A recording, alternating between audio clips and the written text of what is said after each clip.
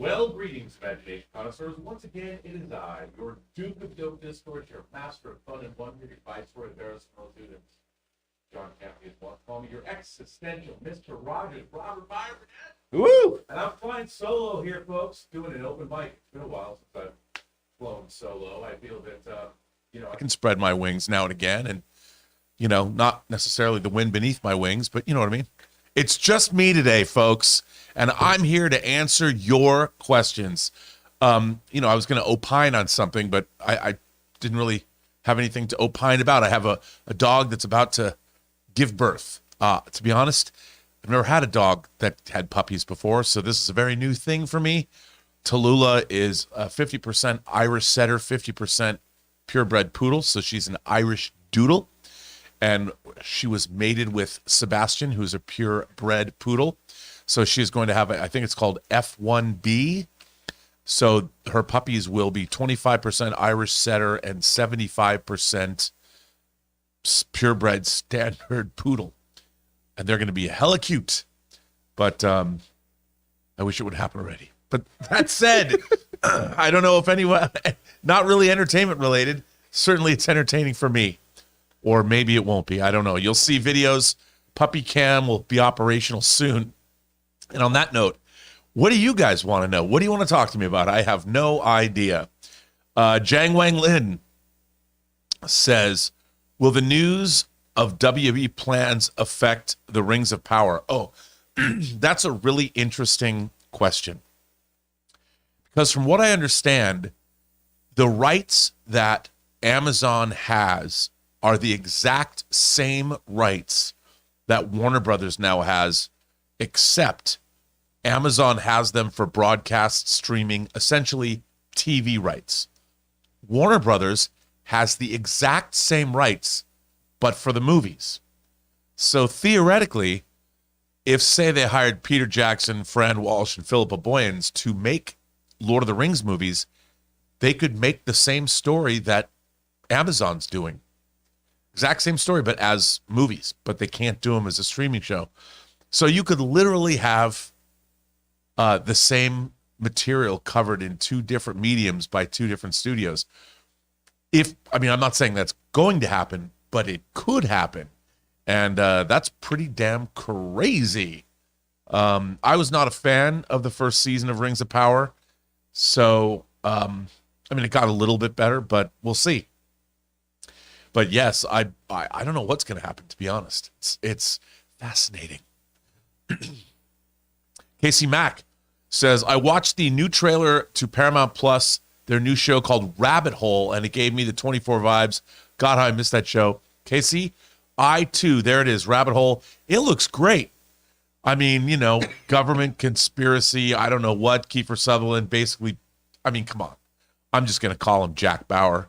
I have a great Jack Bauer action figure, and I'm going to call him Jack Bauer. That's what I thought when I saw the trailer, but it looks really good. I love, if you think about it, in the 70s, Paramount Pictures, they made some great movies that were heavily influenced, the X-Files was heavily influenced by them. If you have never seen The Parallax View with Warren Beatty, or 3 Days of the Condor with Robert Redford, check those out. That's kind of why also Robert Redford, he was also in All the President's Men, but that's a Warner Brothers movie.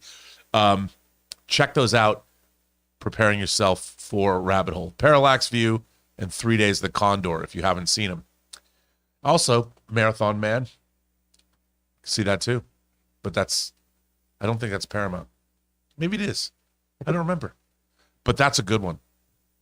So, Alex Von Gollum, speaking of Middle Earth, hi, Geo and team. Well, it's the team. Given Quantum Mania's 69% drop, if the movie isn't profitable, will Marvel have to apply a significant shift to their Phase 5 and 6 strategy? I would say, well, they've already got it laid out. Look at me. There I am as MODOK. I'd like to kill people if I was like that. And clearly somebody gave me a script to read in the quantum realm. How is it so far? There I was. I turned into MODOK, and somebody comes out to me in the quantum realm with a screenplay. What does that say about me? No, I think that look at Ray made it, and he's laughing. Read it. Yeah. I would say though that this actually is maybe it's a referendum on Marvel and what people want. Like I've always said, my unified field theory of superheroics in movies, I go back to the idea that the Marvel Cinematic Universe was very successful because they presented superheroes in the real world, as opposed to say like Anton Furst's production design for Batman '89. That clearly was taking place in what I would call movie world. The buildings were like Gothic. It didn't take place in an environment that was real. Whereas the MCU, you know, when you see Iron Man, for the most part, it's set pretty much in our world. You could believe that Tony Stark had that house in Malibu. Even when there's a cool jet, like when he flies on that jet with Rhodey, it's obviously a futuristic jet, but it looks real. So you believe that Iron Man, you believe the Avengers, you know, when they're fighting in New York, it's New York City. It's not some Blade Runner-esque version of New York. It's New York. And I think that what's happening with the Marvel Cinematic Universe, we've got, you know, Thor: Love and Thunder. Wakanda's kind of, you know, it's more in the real world, but you have Thor: Love and Thunder and now Quantumania. And I think they're too far removed from the reality that we like our superheroics in. Even when you go to like Xandar in the first Guardians of the Galaxy, it looks like a real place, you know, and I think that helps sell the reality of the MCU. Whereas Thor: Love and Thunder and Quantumania, and to a certain extent, the TVA and everything that happened in the Loki show, even though I like the Loki show, I thought it pushed the boundaries of what we understand to be reality a little too far. It went into that Terry Gilliam kind of Brazil land. And I think that kind of, it stretches the credulity of the universe, which is something that we don't like very much. So when you're in the quantum realm, there's nothing that's real. So it's hard to grasp onto anything. And I don't think it entirely works. And that's why, and it certainly isn't like any of the other two Ant-Man movies. Anyway, I hope that wasn't too long and rambling of a response. Oh, it was long. Oh, Ray's telling me it was long. John would do this as we're recording. He'd be like, wrap it up. And I'm sorry. Sorry. You know, it's interesting. There's a few people in the live chat saying that was some good Photoshop. Oh, I'm really blurry. This looks great. Never looked better. But what Photoshop? I don't see any Photoshop. I only see Rob in the quantum realm with this free. Ha, ha, ha, ha, ha. I see what you're doing there. Always the butt of everyone's jokes, I am. Oh, no, the butt? The best butt. Oh, the butt. The butt? Does MODOK have that butt? Oh, my God. Give me a little MODOK. It's like in Beverly Hills Cop Night, the chief didn't chew your ass off. You still got a little bit left over there. Oh, boy. Rob, have you had any nightmares yet about MODOK's little minions butt? It reminds me of the minions from Despicable Me. I to be honest, when I dream of butts, it's not MODOKs I dream of. And you smile right. I'm sorry about that. You know. Elaborate.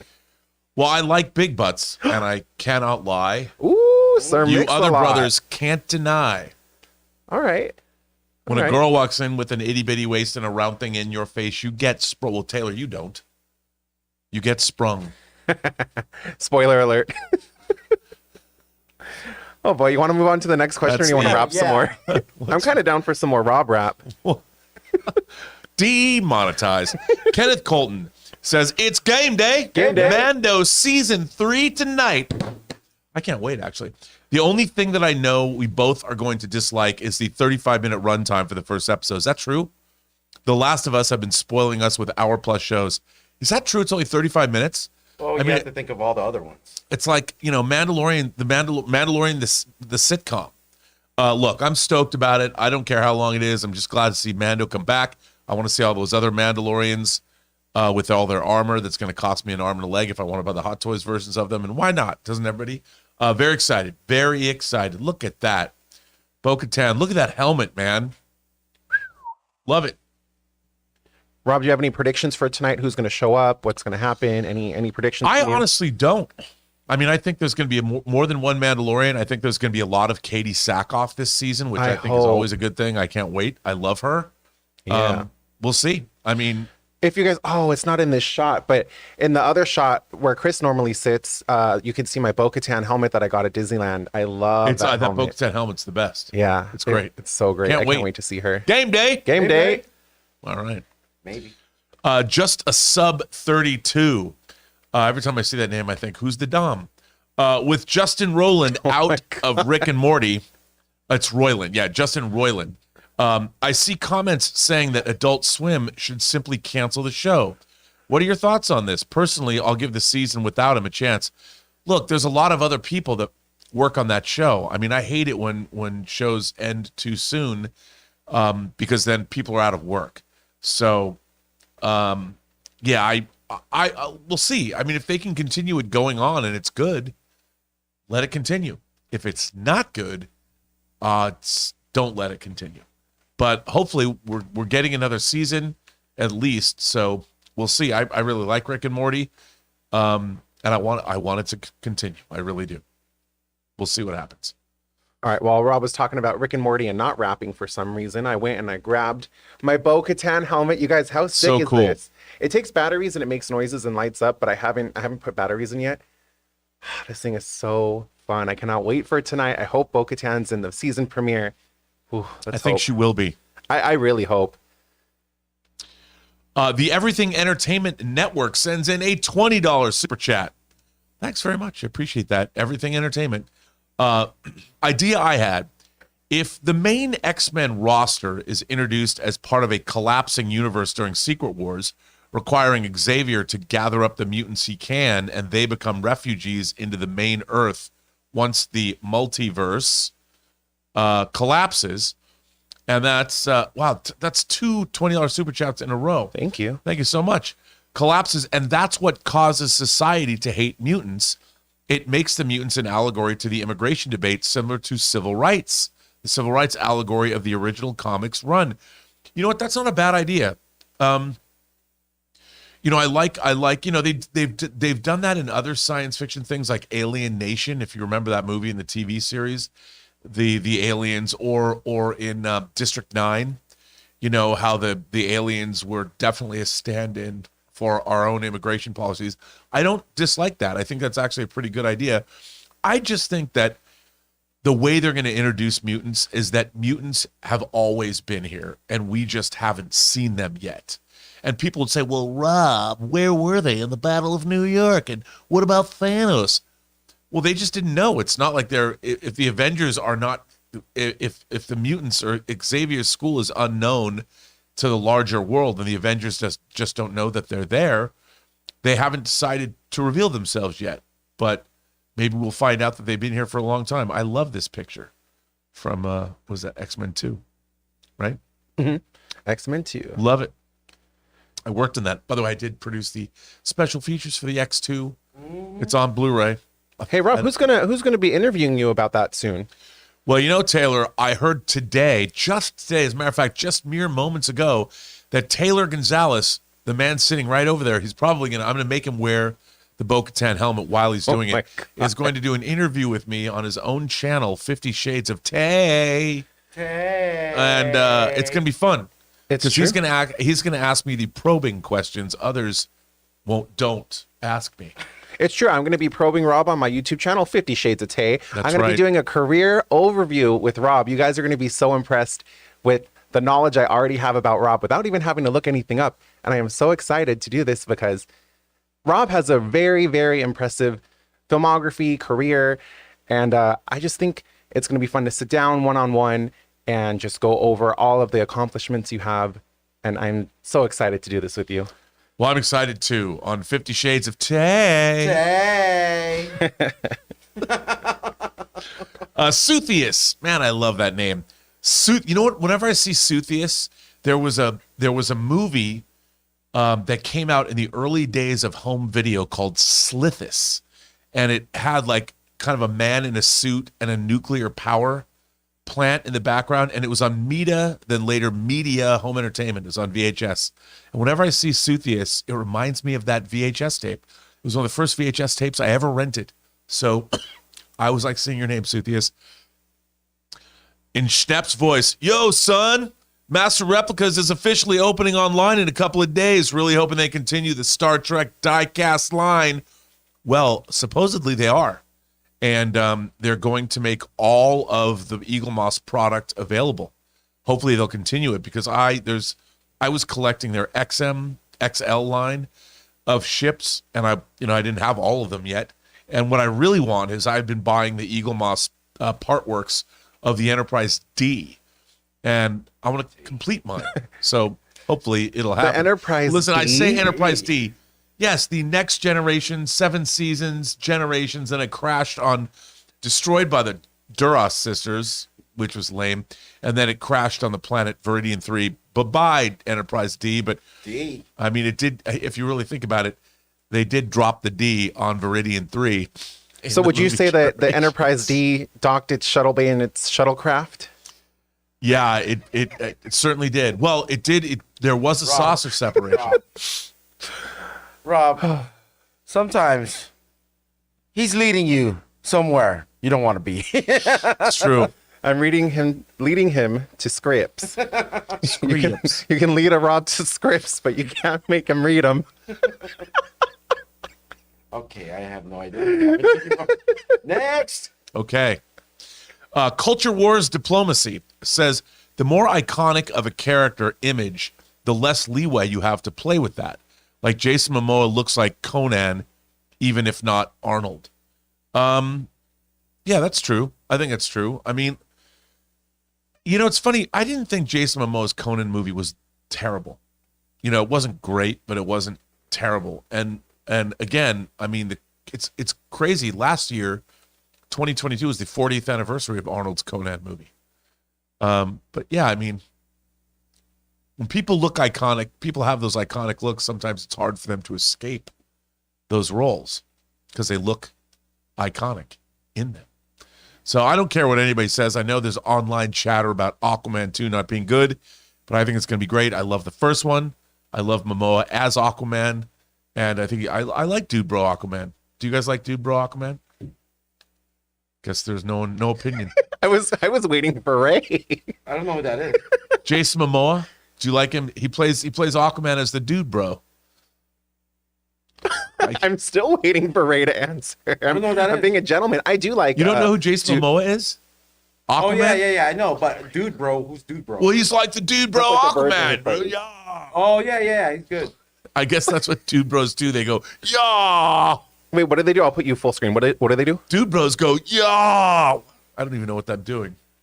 Do you think that the Dude Bro Aquaman could involve himself or exist? There we go. Exist in the universe that goes, meanwhile. No. The meanwhile at the Hall of Justice. That is not Dude Bro Aquaman. That's Arthur Curry, blonde hair, very, very white. So then the question is, if he can't be in the meanwhile universe, how would the word meanwhile be spoken in his Dude Bro universe? Meanwhile, dude, at the Hall of Justice. It sounds like Crash from Finding Nemo. That's perfect. Meanwhile. Dude, all I want is some tasty waves, a cool buzz, and I'm fine. You guys ever want to know what a show sounds like when it falls off?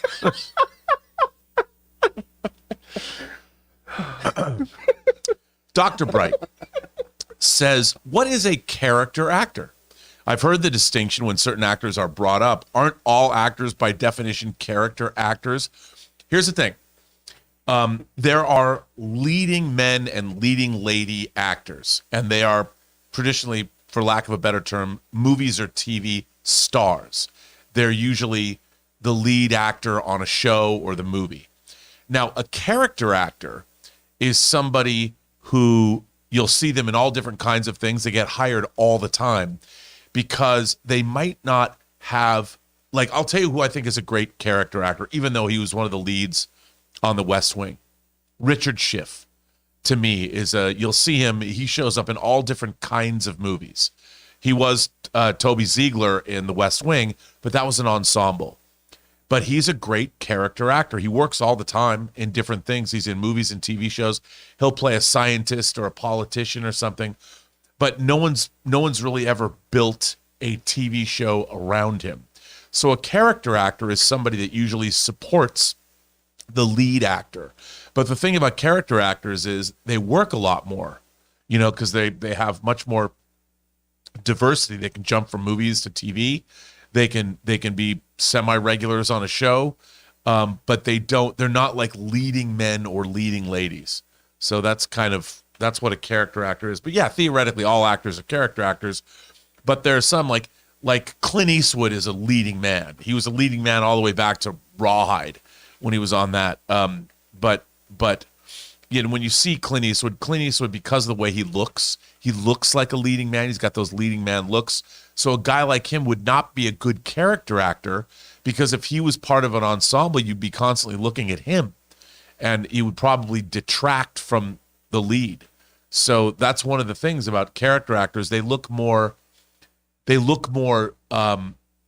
I call them naturalistic. They look more like ordinary people as opposed to those screen idols with the beautiful good looks. So that's kind of not that they're not attractive people, of course. It's just that they don't look like matinee idols. And that's what makes great character actors is because there's a believability to them that you can't fake. So I love some of my favorite actors, even though he's been in like Third Rock, like John Lithgow, who's in the new Apple Plus movie Sharper. I love John Lithgow. He's great. And I would call him, he can be a lead, but like the first time I ever saw him was in World According to Garp. And he was fantastic in that film, playing somebody who was, I guess, transgender. And he was great in that role. And that was the first time I ever saw him. But again, he's great in anything he does. But he's usually, I would say, John Lithgow is a character actor. So I hope that. So I can get serious. I know it got very serious in here, but it's mainly because I was looking up something that came in the mail, but I'm going to save what it is for 2 super chats from now. Jesse Has a Turtle wrote in something, and I feel like this is very, I don't know, on topic with that, so I'll save it. All right, well, who's next here? Miguel Zayan. Also, what are some films of the last decade that y'all would consider as would-be classics? Mine includes Everything Everywhere All at Once, Get Out, Parasite, Ex Machina, Blade Runner. What else? Thanks. That's a great question. I mean, I would say Dune. You know, I think Dune's probably going to go down as a science fiction classic. And God, that's tough. But I think your list is a good list. That's hard. I don't know, you guys. What are some classic films that you'd consider that would transcend time and be considered real classics? Do you have anything that you I have one. Knows exactly how to answer this. No, I have a real one. But it's a remake and it's also an adaptation. But I would say Dune. I would say that, what was that, 2021? Yeah, that's what I said was Dune. Well, I was Googling images. Yeah, but you were paying attention to what I was Rob. just saying. I agree with Rob. Yeah, I mean, there's nothing I think Tarantino movies always are going to transcend time. I think Once Upon a Time in Hollywood probably. And probably Dune.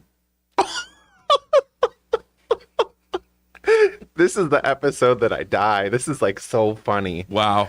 That was great timing, Ray. That was great delivery. Ray, that was lit. That was really, really well done. What do you know, man? Well, someone in the live... No, I'm not going to do it. I was going to say someone in the live chat just said Dune. You know? Uh, I'm interested to know how many questions we have and how much time has just passed. Aren't we having fun though? Yeah. No. That's what this show's about.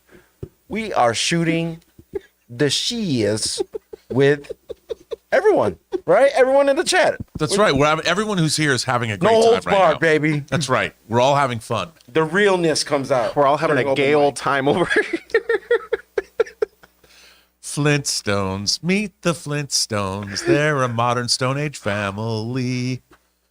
Do we have anybody? This is a show where people ask questions. There we go. Jesse Has a Turtle said, Rob, I also collect figures, and my biggest problem is displaying them all. How have you tackled this, or are you just like me and have most hidden away? Jesse, this is the eternal question that all collectors have to grapple with. I have most of my figures on display in what are called modu cases, which I really like. I have a bunch of what are called DF60s. They're about, I don't know, they're like this big. They're cubes that are like, and I can fit, and you can fit, they're like as tall as 2 Hot Toys, sometimes even taller. And I put them all together so it looks like Hollywood squares. There's 9 of them. And I have a lot of my figures in there. And it's cool because they're pretty versatile. You can light them up differently, however you want, and you can expand them if you need more. And that's how I display myself. But I have so many different things. I've got model spaceships, and I've got figures, and I've got The Enterprise books. D. The Enterprise D is not built yet. I have to get the rest, but I hope. I mean, I'm in the middle of putting a 4.5-foot space battleship Andromeda from Star Blazers together right now, and everyone's like, well, where are you going to put that, Rob? I'm like, maybe right here in the middle of the kitchen. Of course, Elizabeth gets upset. But no, I mean, here's the thing. As I've gotten older, I've kind of decided that if I'm going to collect something, if I'm not going to take it out of the box and enjoy it, why collect it? What are you trying to do? So, yeah, that's kind of where I'm coming from now. All right, so this is what I was up to that whole time when I didn't know you talked about Dune. Something came in the mail right now that I ordered in December, and it is now almost March. Tomorrow will be March 1st, and it has finally arrived in the mail. It's a collectible. It is the Guillermo del Toro Netflix Pinocchio with Cricket, the Funko Pop. Very excited to get home and say hello to him. I love the character design. I'm so happy this is finally That's really here. cool. That's a really cool Funko Pop. Yeah, I love it. I like that a lot. That's really neat. Brazilian dude sends in a $20 super chat. Brazilian dude, you've said true acts of friendship make you emotional. Have you seen Our Friend with Casey Affleck? True story about a guy that moves into his friend's house to help him and his family throughout his wife's cancer treatment. Oh man, I'm getting all choked up just reading this super chat. No, Brazilian dude, I have not seen this movie, but I really like Casey Affleck. I mean, if you ever seen Manchester by the Sea, it's just heartbreaking. But that sounds good to me. I like movies like that. So I will definitely check that out. I'll have to find out where it's streaming. But that sounds great. Sounds great to me. 100%. Nico says, unfortunately, I didn't enjoy Ant-Man Quantumania. I think I'm experiencing superhero movie fatigue, which sucks. But I still watch you, Rob. You rule. Yes, I do. But I mean, it's not for me to say that I rule. So when you say that I rule, it means a lot, and I appreciate that. And that's very nice of you to say. But I don't know. Look, I don't necessarily think the only thing that is fatiguing is when a superhero movie is mediocre. Like we talked about it. It's mediocrity. If you've got a succession of great superhero movies, people will watch them. I mean, Infinity War and Endgame are endlessly rewatchable to me. I love those movies, and I can watch them, whenever, and I never get tired because they work for me on every level. Quantumania, I didn't even love it as an Ant-Man movie. I really like Ant-Man and Ant-Man and the Wasp, and I think some of the charm of the character and the situations he found himself in was lost. I would love to have seen a Kang origin movie, that was just Jonathan Majors being Kang. Where'd he start? I would love to have seen that. But I can understand why Quantumania felt tiresome to you, because it did to me too. And I wanted to love it. I went in and wanted to love that movie, and I didn't love it. I don't know. What's next?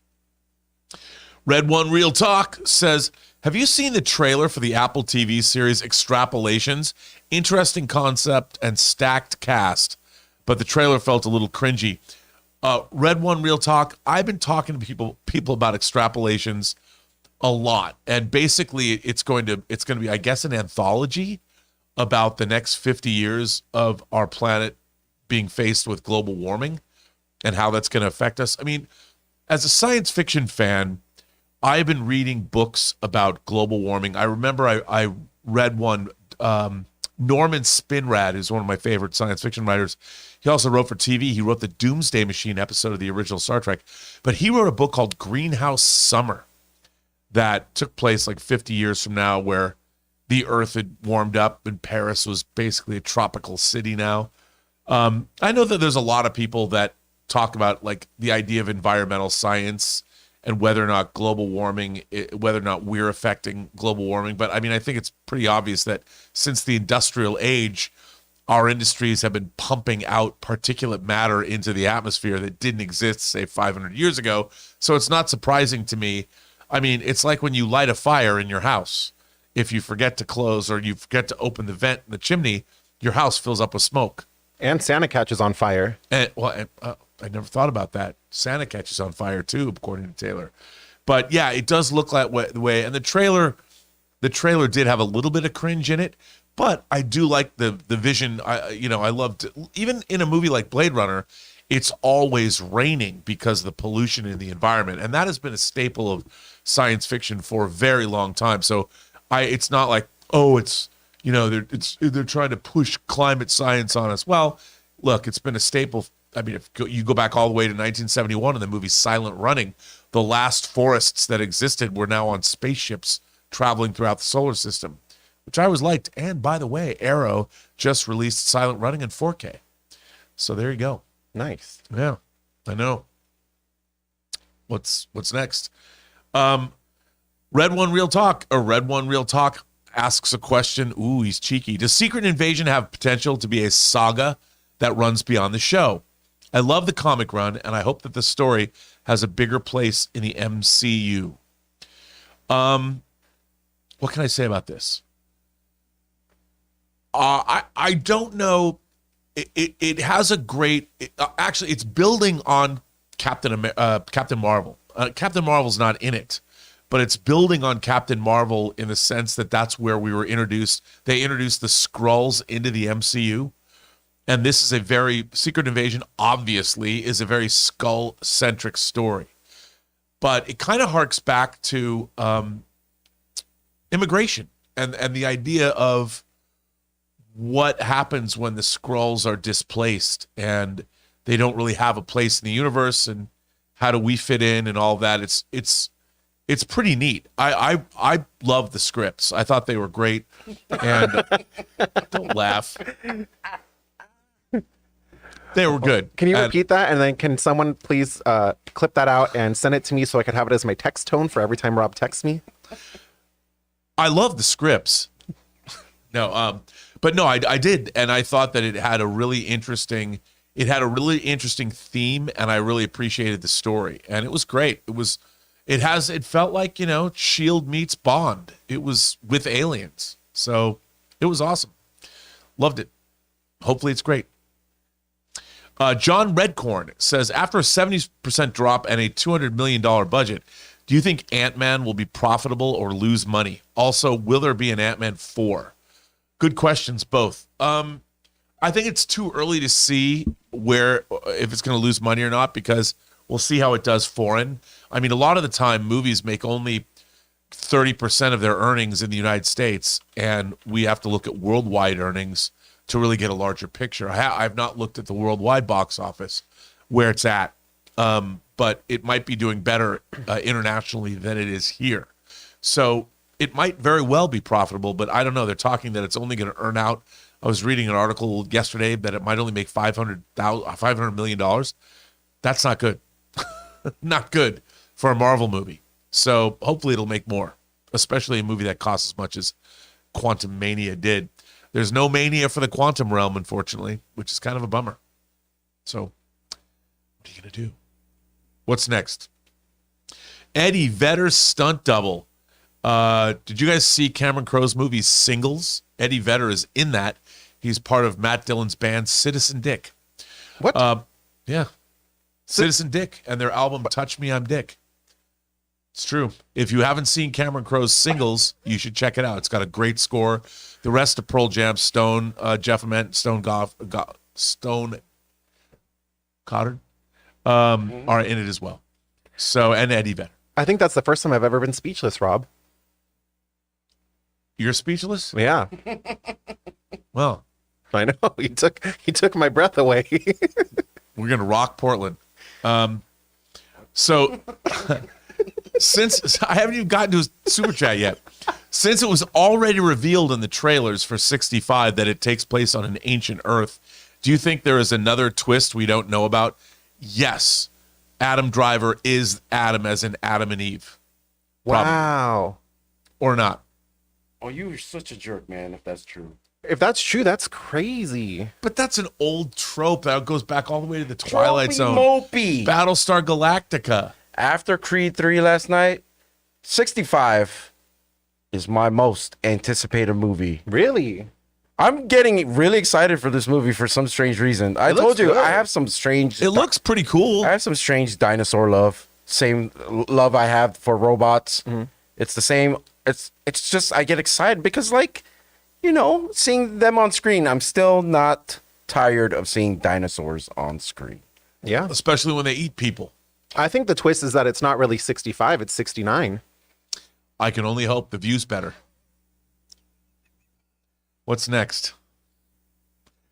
Culture Wars Diplomacy. Culture Wars Diplomacy is back and says, my dad, the bounty hunter, was a pleasant surprise with some deep emotional storytelling and some themes of corporate cooperation and greed, or corporate corporations and greed, all in a TV Y7? Year 7? Well, you know what? I wasn't going to watch My Dad, the Bounty Hunter, but if you have good things to say about it, and there's more to it than just that, I'll tune in. I'll check it out. Glad to hear it. I mean, look, I want every show to be good, even My Dad, the Bounty Hunter. So if My Dad, the Bounty Hunter has more cultural relevance and it talks about corporate greed and malfeasance and all that, I'm in. Count me in. I want to watch. Do you think that my dad, the Bounty Hunter, is a spinoff of Dog the Bounty Hunter and it's about his children? I have no idea. Is it? I hope. Could be. Well, I think it's time that we take a break and thank our sponsors of this episode of Open Mic. Today we're thanking Rocket Money and Mint Mobile. Thanks, Rocket Guys, Money. we want to thank a sponsor of this video, Rocket Money. The average person has around 12 paid subscriptions. Think about that. If you think you're only subscribed to a handful of services, you might want to double check. With Rocket Money, you can quickly identify and cancel all of your unwanted subscriptions. Rocket Money, formerly known as Truebill, is a personal finance app that finds and cancels your unwanted subscriptions, monitor your spending, and helps you lower your bills all in one place. Rocket Money will quickly and easily identify your subscriptions for you so you can stop paying for the ones you don't want and don't even use. Simply find the subscription you don't want and press cancel, and Rocket Money will cancel it for you. No more long hold times with customer service or tedious emailing back and forth. Rocket Money makes canceling subscriptions as easy as the click of a button. My wife Ann and I moved out of Burbank 2 years ago, and one of the first things I discovered when I loaded up Rocket Money was that I was still paying for a gym membership I haven't even been to in Burbank in 2 years. So stop throwing away your money. Cancel unwanted subscriptions and manage your expenses the easy way by going to rocketmoney.com/Campea. That's rocketmoney.com/Campea. rocketmoney.com/Campea. We want to take a second to thank a sponsor of this video, Mint Mobile. If saving more and spending less is one of your top goals for 2023, why are you still paying insane amounts of money every month for your phone bill? Switching to Mint Mobile is the easiest way to save this year. As the first company to sell premium wireless service online only, Mint Mobile lets you order from home and save a ton with phone plans starting at just $15 a month. You guys know I made the switch over to Mint Mobile a while ago. The process couldn't have been easier, and I can't believe that I am spending less than a third of what I was spending on one of the other major carriers before. By going online only and eliminating the traditional costs of retail, Mint Mobile passes the significant savings on to you. All plans come with unlimited talk, text, and high-speed data delivered on the nation's largest 5G network. Use your own phone with any Mint Mobile plan and switch easily in minutes with eSIM. To get your new wireless plan for just $15 a month and get the plan shipped to your door free, go to mintmobile.com/Campea. That's mintmobile.com/Campea. Cut your wireless bill to $15 a month at mintmobile.com/Campea. And thanks to Rocket and Mint Mobile for sponsoring this episode of the John Campea Open Mic. Well, Taylor, Yes. what else is coming? What else is coming down the pike? What are you throwing at me? Miguel Zan comes back and says, I rewatched Everything Everywhere All at Once recently, and after months of saying that The Fabelmans should win Best Picture, maybe it's recency bias, but Everything Everywhere is just too good to lose. Fabelmans still has a high chance, in my opinion, but I don't know. Look, I think that, especially after the SAG Awards, that Everything Everywhere is the odds-on favorite to win. I would say it is. Did you know you could buy this pet rock on the A24 website? I did not know that. That's very, very cool. The A24 website, they have some great stuff. They do. They've had great versions of their movies that they put out. Like they had a great director's cut of Midsummer. That's very, very cool. Look at that pet rock from the 70s, man. Hold on, I also heard they had like a Marcel the Show. Yeah. Oh, Crazy, you know? my God, Ray. You know, I heard that one's pretty cool. I mean, I haven't seen it yet in person. Somebody got This is it. some shenanigans. Ray's been asking me for Somebody months to bring this knows. in, and I keep forgetting, but I'm going to bring it in tomorrow, Ray, I promise. I'll show you guys, though. I actually did an unboxing video of it on my YouTube channel, but there's a little Marcel the Shell figure That's so from the awesome. A24 website. There's something else on there, too, that I would recommend, but I can't put a picture of it on here because we'll get demonetized. But if you've seen Everything Everywhere All at Once, there is a specific trophy for being Auditor of the Year, and you know what it's shaped like, what it looks like. They sell that as a candle, and you can put it on your mantle. So, Wow. pretty cool stuff on their website. I know. I love A24. They're great. Mr. Hank Dunn says, I think the way Marvel explains multiverses is the problem, not the multiverses itself. Kiss. Keep it simple, stupid. No need to overanalyze how it works. Now, I think you're making a good point there. I don't think they've really defined the multiverse enough. Is it? I mean, what's the difference between an alternate timeline and the multiverse? Is there a difference? How does Marvel define it? I think with the multiverse saga, we've got, like at the end of Loki, did the whole universe just fracture apart? Look, I posited the theory that all of Phase 4 was taking place in different universes. So it wasn't our universe. It was different universes. So I don't know if that's true, but that's how come no one seems to be too concerned about the celestial in the ocean. Oh, no. Or Here we Arishem the go. judge. Here we go. Sorry. Tell us, Rob, what's going on in that ocean? No, I don't know. Meanwhile, in the MCU's ocean, there's some shit going down. Okay. Thank you, sponsors. There you go. Thank you very much. Eddie Vedder's stunt double says, at what point does it become a problem, if any, if Lucasfilm Disney continues to not focus on putting Star Wars back on the big screen? Well, I mean, I don't think it's necessarily a problem. I think they're losing money. I mean, I don't know people, but here's the thing. Just because you have an IP, you have to nurture the IP. I mean, you have to make sure that it's great. And corporations are not designed to do that. They hire people that look good maybe on paper, but that's not always when you're trying to create art. And the thing about movies is they're a great collision between art and commerce. And as movies have become more and more expensive, studios become more risk averse. So they want a sure thing. But the problem is a lot of the people that are on their short lists to hire might not be the best people to actually make Star Wars, even though they've had great success in other areas of the business. So I think what they really need to do is find people that have, like, somebody who has a great Star Wars story to tell. There's got to be A-list filmmakers. I mean, this is an interesting thing about Hollywood. Right now, at the major studios, they basically have a list. Maybe it's not a real list, but a virtual list of people they want to work with, people they want to hire to make their $200 million movies. There's probably only 10 or 15 people on that list, and every studio has the same people on their list. So the question is, of those people, who's going to make it their life's work to give us a great Star Wars movie? And I think we, the fans, have driven any hope of anybody like that to come on to the franchise, because why would you want to set out and spend 2 years, or if not 3 years of your life to make a movie that people are just going to shit on? And it's a great question to ask. So it's hard. I understand how it's hard to get a great Star Wars movie made these days, because who wants to jump into that fray? But, hopefully it's not hurting Disney, but there is money being left on the table, I think. But then again, that's why they're making Mandalorian. So hopefully it's great. I'm hoping it's great. We'll find out today. Right? Yep. Game day. Game day. Game day. Matt Sanders sends in a super chat and says, John, I just saw AMC is selling popcorn in grocery stores, including butter. I don't know if that means they're so far in the negative that they've got to sell outside of the theater demo. Well, I got to tell you, Matt, I eat a lot of popcorn. And I think that AMC, it's a product that they're selling. Why not? It's cheap to make. And if it's got that movie theater popcorn taste, hey, I'll eat it. Sounds good to me.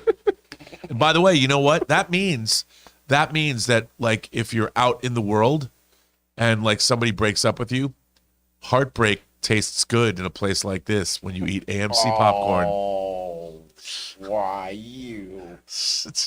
Oh my God. Man, she's cute. I've always loved Nicole Kidman. All the way back when I first saw her in Dead Calm. Or BMX Bandits. Was that what she was in? BMX Bandits back in the day. She was like 14 or something.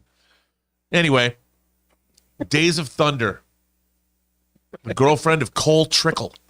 That What? was Tom Cruise's character's name in Days of Thunder was Cole Trickle. Not kidding. Are you going to give me another? Oh, there we go. Wicked Man says, hey, John. Well, hello. In my opinion, Casey Affleck has the best performance win in the last decade for Manchester by the Sea. You know what? He was great. That movie, I love that movie, but man, is that movie devastating. His portrayal in that movie is great. He is amazing. So I am right there with you. We certainly park our shuttlecrafts in the same shuttle bay. So great movie. If you guys haven't seen Manchester by the Sea, I highly recommend it. You know what I would recommend to people that we haven't brought up this stream so far? There's a movie called Dune 2021, directed by Denis. Do you think it might someday be a timeless classic? One can only hope, Rob. One can only hope. Well, hey, Dune 2 coming out. Can't wait to see Paul Atreides lead that jihad against the Can I ask Padishah something, guys? Emperor Shaddam IV. Could I ask you guys something? Sure. Do you remember that show called Open Mic? I I wonder vaguely what happened to it. We're answering questions here. It just disappeared one day. And was that day February 28th, 2023? If it were a leap year, we'd have one more day. If only. Spencer Nielsen says, I've fallen in love with In the Mood for Love and would love to know what is the next Wong Kar-wai flick that I should check out. Thank you, Spencer Nielsen. I love In the Mood for Love. Criterion just put it out in 4K. It's amazing. And I'll tell you, if I'm a huge Wong Kar-wai fan, and I love I love Chungking Express and Fallen Angels. They're kind of they kind of belong together. They all Fallen Angels was going to be part of Chungking Express, but he made it a separate movie. But watch them together. It's a great Wong Kar-wai double feature. So get Chungking Express and get Fallen Angels. They're both great. And interestingly enough, after Quentin Tarantino got success in the mid-90s, he started his own distribution company called Rolling Thunder, and he brought Chungking Express to America and released it, along with movies like Switchblade Sisters. It was a short-lived distribution company, but it was pretty cool. And that was the first time I'd ever seen a Wong Kar-wai movie, was Chungking Express.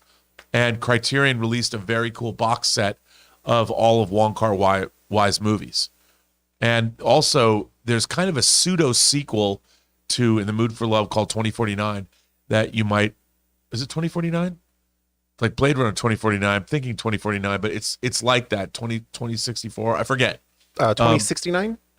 It's not. I don't think it's 2069. Oh, But anyway, it's something like that. But also- 2046. 2046? That's what That's Adam right. Jimenez is saying in the live chat. 2046. There you go. Okay. Check that out. I'm a big Wong Kar-wai fan. Eddie Vedder's stunt double says, is it difficult for you to separate the art from the artist? For me, it is, and there are times that it really sucks, both of movies and music. Well, that's a good question. Like, I honestly don't think about it that much. I mean, even though, like, I love Roman Polanski's Chinatown. I love Roman Polanski's Rosemary's Baby. Rosemary's Baby is one of my favorite movies, and actually so is Chinatown. And, you know, when I watch those movies, because I just think to myself, there's hundreds of people that work on movies, but it is hard. It is hard. But, you know, Rosemary's Baby is an adaptation of Ira Levin's book. Ira Levin's book.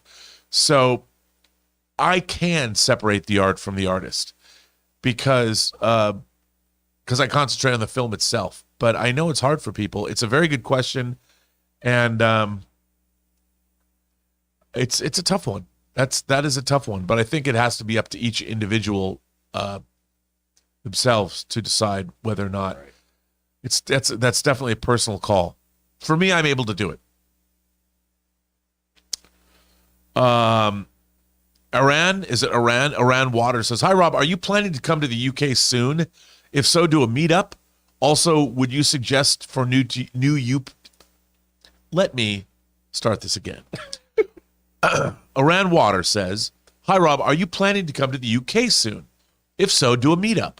Also, would you suggest for new YouTubers to do lots of YouTube shorts? Thanks. Well, first of all, doing YouTube shorts can only help you when you're first starting out. The monetization of shorts is terrible. If you're trying to make money on YouTube, shorts is not the way to do it, at least not yet. But especially if you're witty and you can make funny YouTube shorts and they get picked up by the algorithm, why not? I think YouTube shorts are really, I know John did one yesterday when we talked about Jar Jar Binks potentially being the one who saved Grogu in the Jedi Temple. He turned that into a short pretty quickly, and I think it got some traction. So, yeah, I think YouTube shorts are good. But congratulations on starting a YouTube channel. I am thinking, I've got to find out more details, but my film Tango Shalom that I produced and edited is going to be playing, from what I understand, at the Berlin Jewish Film Festival in June, and then it was going to open throughout the country.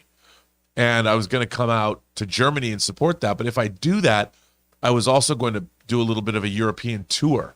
And I absolutely have to come to the UK to hang out with the lovely Emma Bannon, who's a friend of mine. She and Dean Mikitich. There's Tango Shalom. And you can see it on Peacock or on Amazon Prime right now.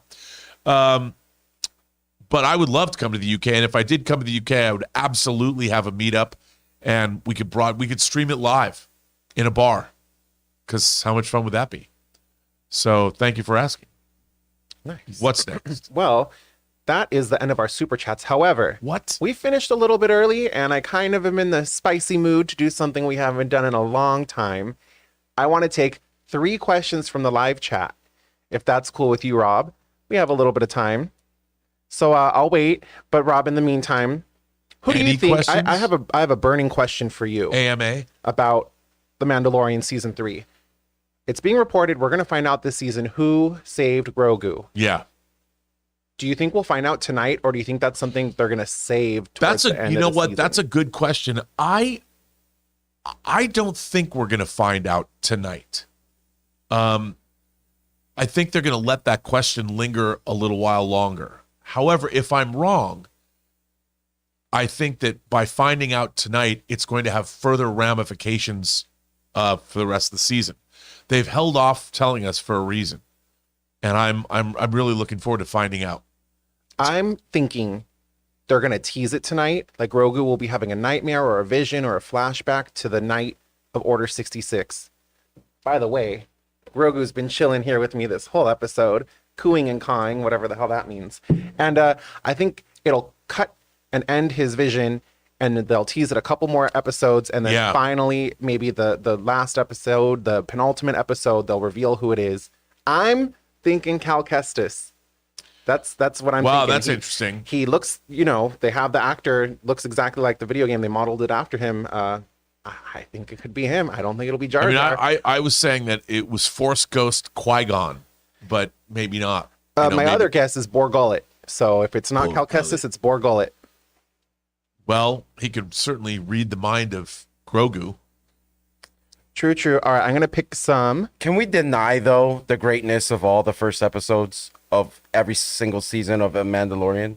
They really get that show off on a good start. Oh, yeah. The first episode of season 1, and I believe this first episode of season 2. Yeah, started they always get it with off to a really strong start. Yeah, so if anything, if it all goes downhill, this will be the highest point tonight. Yeah, it could be. It's All not right. going to go downhill. I think it's going to be dope. Question Can't wait. number 1. You guys make these good because we're in a spicy mood, or at least I am. Question number 1 comes from CJ Rebirth. Taylor, what does Rob think of Peter Jackson's King Kong? Well, I thought you were going to say something. You know what? I thought you were going to say what I thought. You know what? I like King Kong a great deal. I do think it gets a little too goofy, like the rampaging dinosaurs and them running away. It's too long, but I like it. I really like sometimes just chilling out and putting it on. I love the opening in 1930s New York. I think it's great. And I like all the actors. I think it's fun. I enjoy it. But the long version's a little self-indulgent. But that's okay. I don't care. I like it. All right, ready for another question, Rob? I'm ready, dude. This one comes to us from, oh shit, it scrolled. I don't the know, Cinema oh, shit. Courtroom. What film quote has resonated with you the most? Oh my God. What the film quote? I mean, there's so many different film quotes. Probably, I mean, because I'm a Star Trek fan, you know, the first time I ever cried in a movie is when Kirk says in Wrath of Khan, of all the souls I have encountered in my travels, his was the most human. You know, that's a good one. So many quotes in The Godfather. Pick Godfather 1 and 2, and there's always, if history has taught us anything, if anything in this life is certain, if anything in this life is certain, if history has taught us anything, it's that you can kill anyone. They're talking about getting to Hyman Roth. I love that. You know, leave the gun, take the cannoli. It's great. There's so many in there. There's so many great movie quotes. I mean, I could sit here all day and go through different movies. Ray, do you have a quote that sticks out to you from the movies? There's one quote, but I guess it's not that important because I don't remember it. Wonderful. All right, you guys, our last question from the live chat. I saved the best for last. I'm going to be honest. This comes to us from Slim Himbo. Slim Himbo.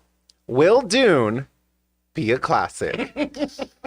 Yes, Dune will be a classic. I think it is a classic. I love listening to it on my home theater system at home. Blows me away. Love Dune. It is a classic. Dune 2 is going to be even classic-er. And I'm looking so forward to it. I'm most eagerly awaiting. It's my most eagerly awaited movie of the year is Dune 2.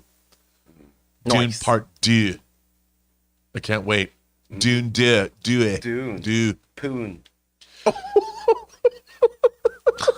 Wow.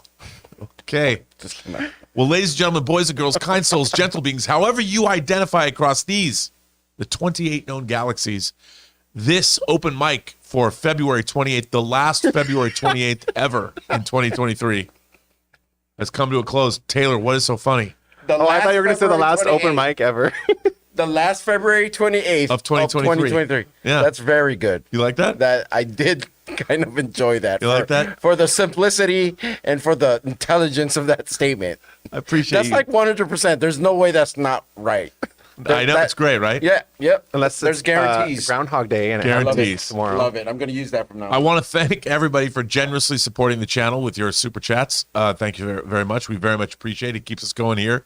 I want to thank our sponsors, Rocket Money, and Mint Mobile, Also, Jonathan. Oh. and Taylor Gonzalez for Thank you. technically directing today's show and doing a very fine job, and of course the great Rayora for keeping smiles on all of our faces.